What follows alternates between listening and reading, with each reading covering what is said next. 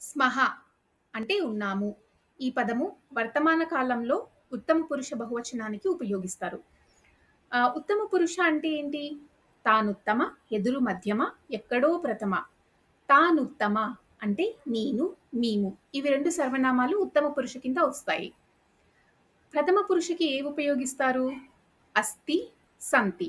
అస్తి అంటే ఉంది, లేకపోతే ఉన్నాడు ఏకవచనంలో. సంతి అంటే ఉన్నాయి, లేకపోతే ఉన్నారు బహువచనంలో. ఉత్తమ పురుషకి అస్మి ఉన్నాను, స్మః ఉన్నాము. ఉదాహరణకు ఫలం అస్తి పండు ఉంది. ఫలాని సంతి పండ్లు ఉన్నాయి.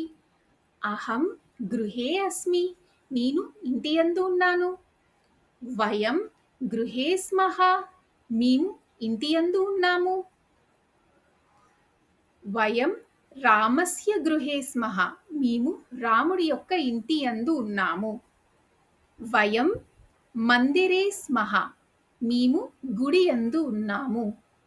వయం ఉపహార గృహే స్మః మేము రెస్టారెంట్ యందు ఉన్నాము. వయం స్మః వచ్చేసి వయం వచ్చినప్పుడు స్మః ఉపయోగిస్తారు. మేము పలానా చోట ఉన్నాము అని చెప్పడానికి వయం స్మః. వయం ఉపహార గృహే స్మః మేము రెస్టారెంట్ యందు ఉన్నాము. ఇలా స్మః మీనింగ్ ఇది ఉన్నాము. ధన్యవాదः.